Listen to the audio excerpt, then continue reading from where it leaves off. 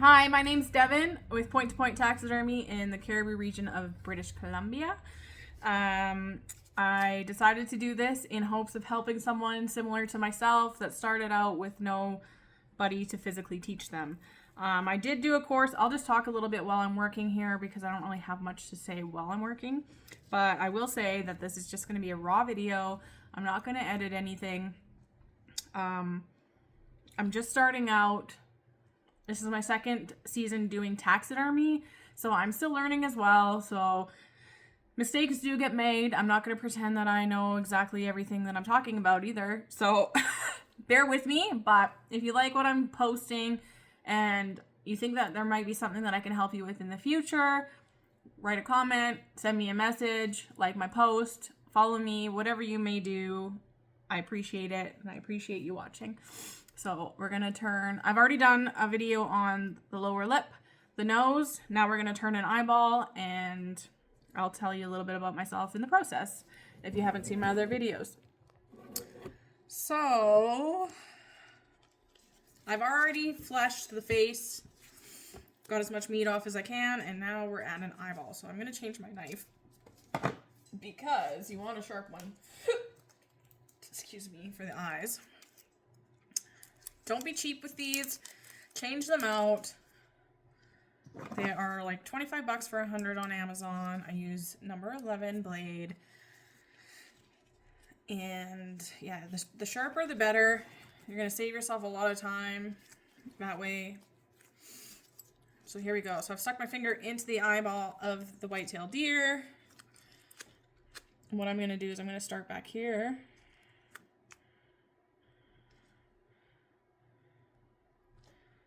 I'm just barely touching the skin. I am not pushing at all. It is pulling apart on its own. That is going to make it so that when I flesh from here to here, it's just going to put a hole there and I'll know where to stop.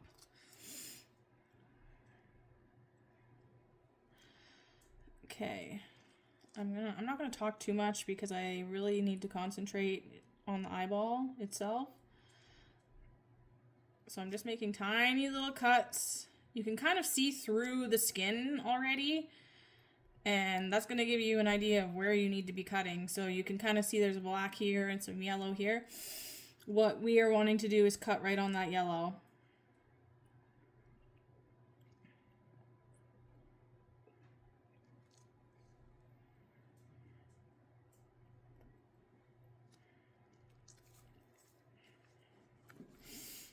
It is sticky, so it's a little challenging sometimes to get your finger around it.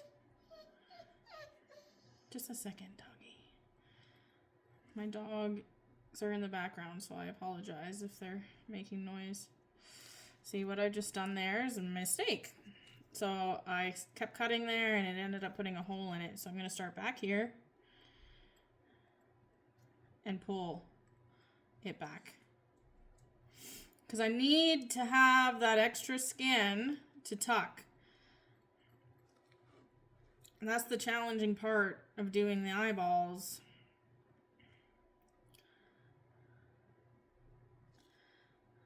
Is making sure you have enough eyelid to tuck. If you don't have enough eyelid to tuck, you're going to run into a problem.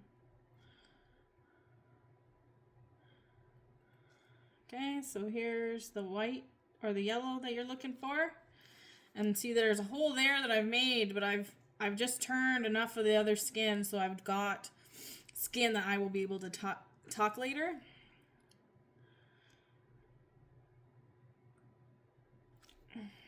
Be very, very careful. It is very easy to put a hole right through here, and that's it.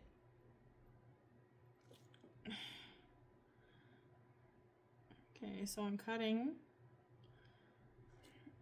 This right here are glands, and if you don't get them out, over time, they're full of grease and oils and stuff. Over time, the colors in your mount, it will eventually start making your mount greasy. So they say. My first couple deer that I didn't know that these were a thing, and I just turned it to that point and left it. But do yourself a favor get as much of it out as you can. So now I'm cutting along with the skin, not directly down, to get rid of that.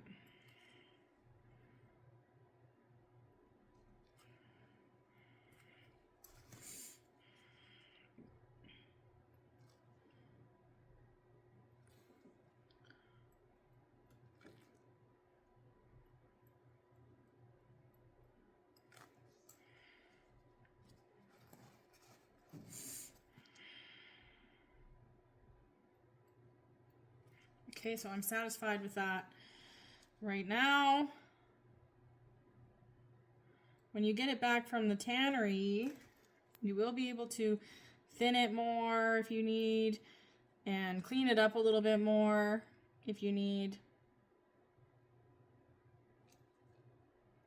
You just don't want to make any direct holes beside the eyelid itself, because, like I said, you need the skin to tuck.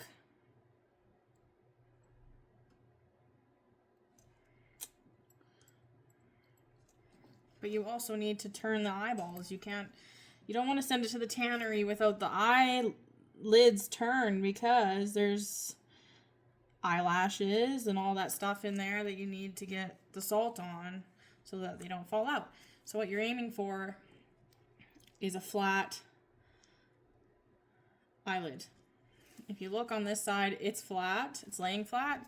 If you look on the side that we haven't turned yet, it's not flat. There's a big lip right here. Okay? So there's that one. I'm just going to pause my video so my dog can go to the bathroom. Okay. We are back. So I'm going to continue on around the back of the eyeball.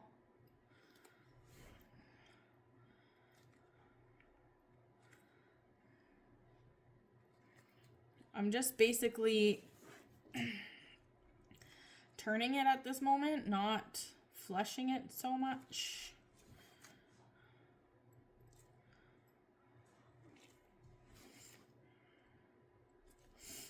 So I'm going to run my knife up here a couple times, a couple centimeters above the eyelid itself, or the eye lid. Is it the lid? This is what I'm talking about. This, just so when I do flesh it, it's got a spot to stop, so I'm not going into this when I'm fleshing. So here we go. I've cut all along right here. Let me see. I've cut all along just a couple centimeters up from the eyelid where the lashes are, just so when I flesh, it stops there. But now you can kind of see through the flesh. And what I'm going to do now is I'm looking for the eyelid. So I can see the yellow. I can feel it underneath my finger. And I'm going to just cut here.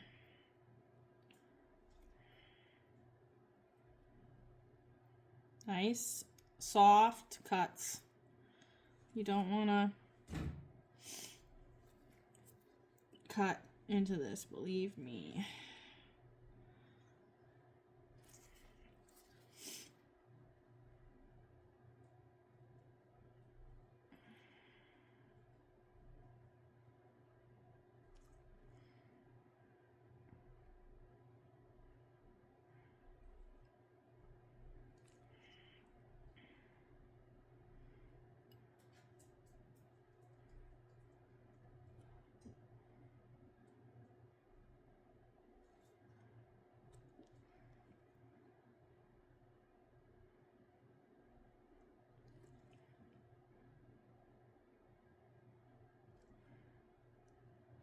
So I've exposed those glands again.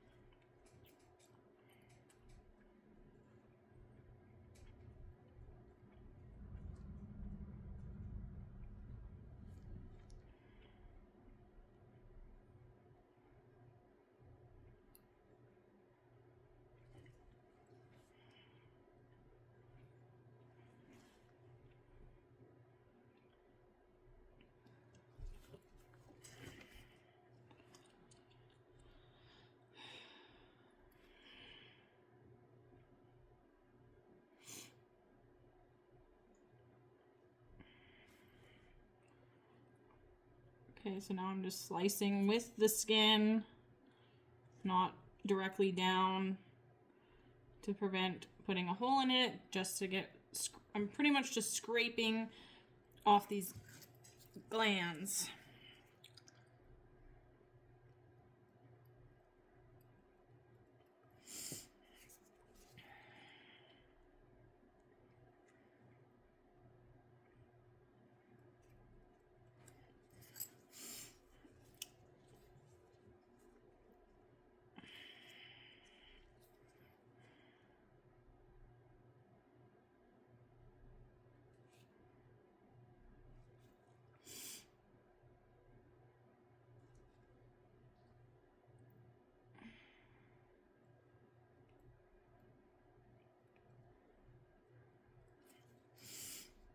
So I've given myself lots and lots of skin to work with when it comes back from the tannery.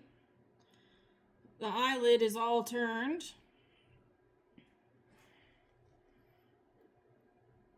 So salt can penetrate the eyelashes. You want to be careful not to cut the eyelash base or these will all fall out. But it is now turned, so it's flat. Just like this side. There's no more lip there.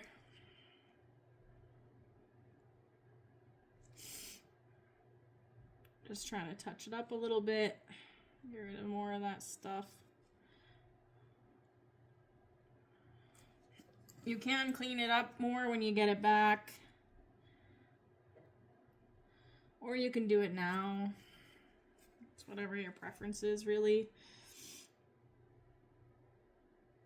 I find it easier to not cut things open when it's green, because I don't know if it's because you can manipulate it better, move it around more, or it's more forgiving to stuff, but I do notice a difference.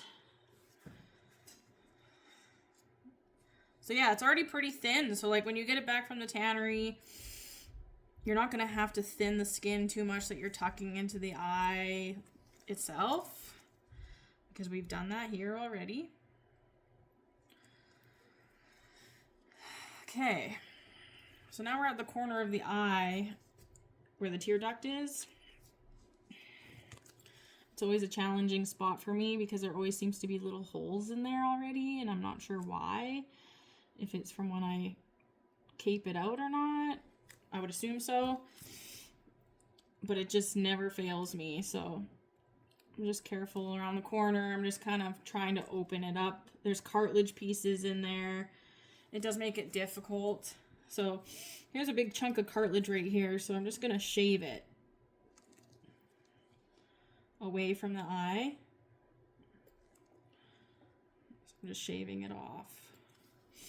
And then at that point, there's the tear duct there. I just start getting rid of the meat. I'm going to actually start over here, the back here.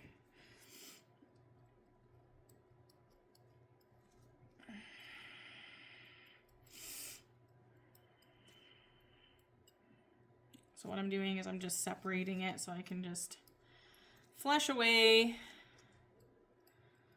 a chunk at a time.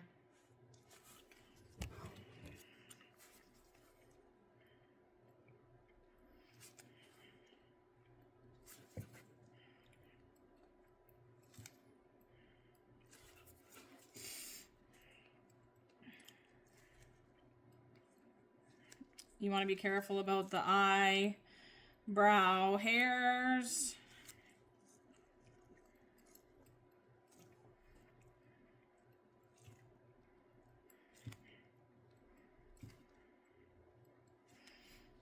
Try not to cut them. See, like they're all exposed, but they're intact. I didn't cut those ones off. I cut that one off.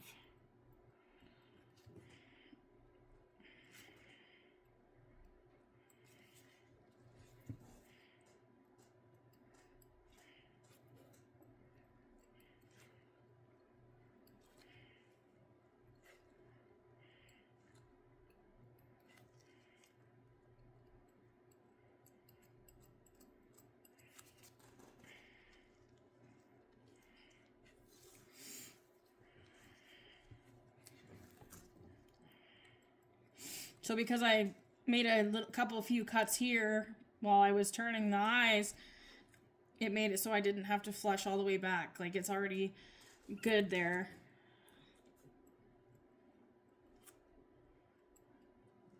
It's kind of all right here. It's kind of hard to explain, but that's just the way that I do it, and it works. When you get things back from the tannery, you can thin them more.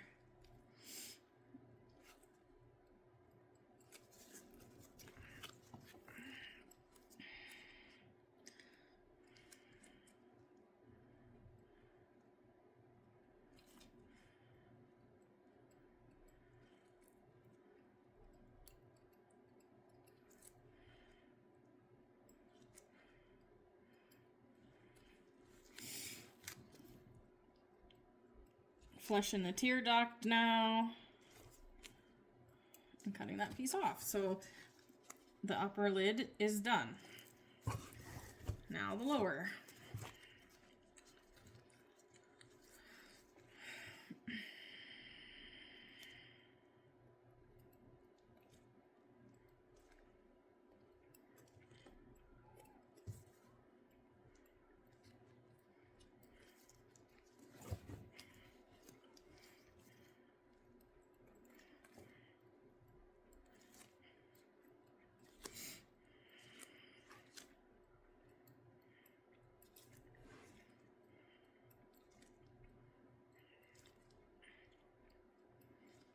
Again, there's eyelashes below the eye as well that you don't want to cut off.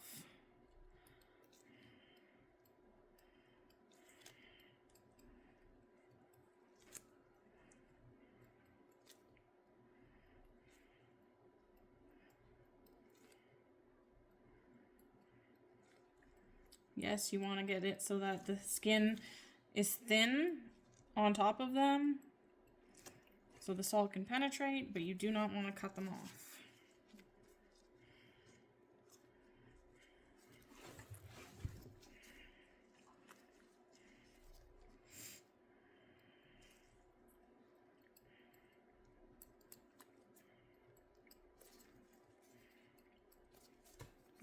Eyeball done.